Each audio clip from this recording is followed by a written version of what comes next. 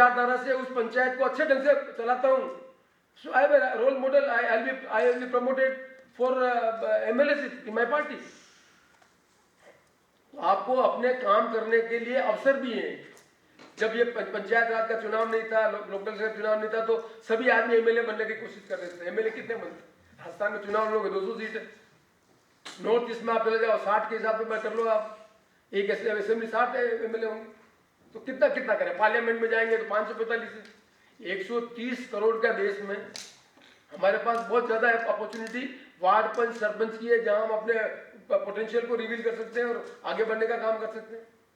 मेरा ये आपसे निवेदन रहेगा कि पहले पार्लियामेंट्री डेमोक्रेसी बिना आइडियोलॉजी के लंबे समय तक सस्टेन नहीं करेगी। पार्लियामेंट्री डेमोक्रेसी में इलेक्शन जीतने के बाद वैचारिक आधार पर नहीं, यदि हम वोटिंग पैटर्न किसी और आधार पर हो रहा है तो भी देश के लिए ठीक नहीं। वोटिंग पैटर्न होना चाहिए वैचारिक आधार। मैं अपनी बात को कहूँ, पूरे देश में आज की डेट में, जैसे आप कहते हैं हमारे देश में 37% वोट है। वोट इज द इन्फ्लुएंस, 67% तो सब्सक्राइब नहीं कर रहे। फिर पर हमारा सिस्टम इस तरह का है कि भाई जिसको जो मल्टी कॉर्नर फाइट है वो जीत के आया, वो गवर्नेंस में आएगा, वो कहता है मेरे पास मैंडेट है।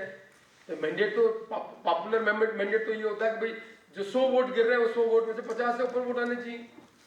पर किसी भी पार्टी को आज की डेट में इस तरह का मैंडेट नहीं है, फैक्शन मैंडेट है। किसी को मल्टी कॉर्नर फाइट से आ रहा है, कोई किसी फाइट से आ रहा है।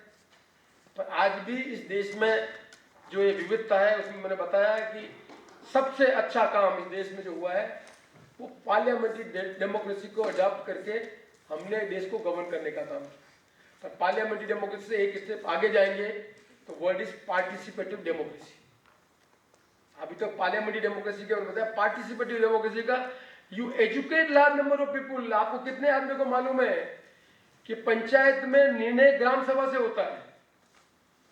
Gram sabha, do you know what is gram sabha? उस पंचायत की जो टोटल वोटर है वो निर्णय करते हैं, जो निर्णय करने का अधिकार पंचायत राज में ग्राम सभा को है। So every electoral is have a right to discuss this gram sabha में।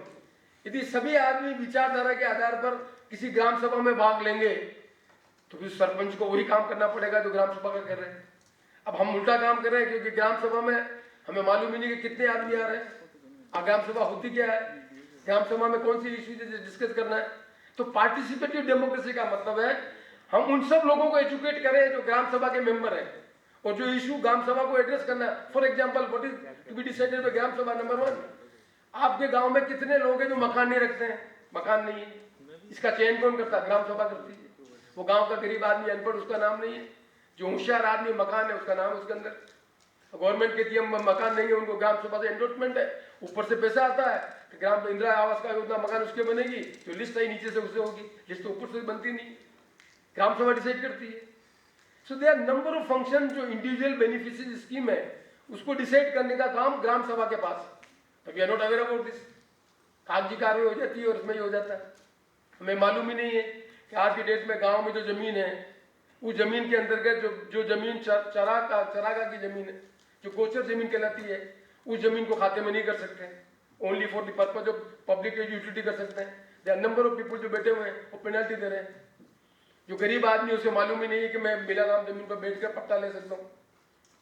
सो there are number of issues जो हम नीचे लेवल पर भी एजुकेट करते हैं, तब भी पार्टिसिपेटिव डेमोक्रेसी को हम स्ट्रेंथन करते हैं। अभी हम पूरे स्टक खाली है पार्लियामेंट्री डेमोक्रेसी। पार्लियामेंट डेमोक्रेसी को भी एफिकेसी और उसको बढ़ाने के लिए जो काम करना है वो काम नहीं हो रहा, बिकॉज आइडियोलॉजिकल आधार पर कोई वोट नहीं मांगते। How many party decide on the basis of manifesto? कभी किसने ऑडिट किया है कि मैनिफेस्टो आपने लिया है, मैनिफेस्टो एक रिचुअल हो गया। कुछ पार्टी को चुनाव के बाद भी लास्ट डे को फोटो खिंचाना है कि ये मैनिफेस्टो है। कभी किसी सोशल ऑडिट किया ही नहीं कि जो मैनिफेस्टो में आपने प्रोमिस किए हैं वो प्रोमिस पूरे हुए कि नहीं हुए, नहीं हुए तो ये वोटर अगले इलेक्शन में इश्यू बनने चाहिए। No, the political party leadership is aware कि शॉर्ट मेमोरी है, आदमी की याददाश्त तो कमजोर होती है, लंबी याददाश्त तो किसी को होती नहीं है। प्रेजेंट में जो बात करो पूछे की बात ध्यान रखो मत। तो ये काम कौन करेगा याद दिलाने का? भाई आपने प्रोमिस किया मैनिफेस्टो का, इस मैनिफेस्टो के आधार पर वोट लिया है, तो आपने लोगों को एजुकेट, हमने पार्लियामेंट डेमोक्रेसी में वोट लेकर जीत कर सत्ता में आने का काम किया है, पर वैचारिक आधार पर लोगों को तैयार करने का और एजुकेट करने का काम नहीं किया। तो जब तक हम ये काम नहीं करेंगे तब तक हम पार्लियामेंट्री डेमोक्रेसी को बहुत ज़्यादा मजबूत नहीं कर सकेंगे। मैं if I go and speak, I can speak. I have experience of 40 years. So I became MLA in 1980. Today is 2020. So I have a rich experience of 40 years. So I can go on talking all these issues. But मेरा main उद्देश्य यही है, आप इन चीज़ों को समझें और आप अपने आप को यदि पॉलिटिक्स में इन्वॉल्व करना चाहते हैं तो मेरी एक अवधारणा है कि पार्लियामेंट्री डेमोक्रेसी में वैचारिक आधार पर एजुकेट होकर आप लोगों को एजुकेट करके रिप्रेजेंटेटिव बनेंगे तो अपनी भूमिका का प्रभावशाली पूर्वक निर्वहन कर सकेंगे and you will contribute much in development of the state and government of India. That's my way of thinking. मैं एक बार आप सबको बहुत बहुत धन्यवाद देता हूँ और बहुत बहुत धन्यवाद देता हूँ कि अपनी बात करने के लिए आपके बीच में।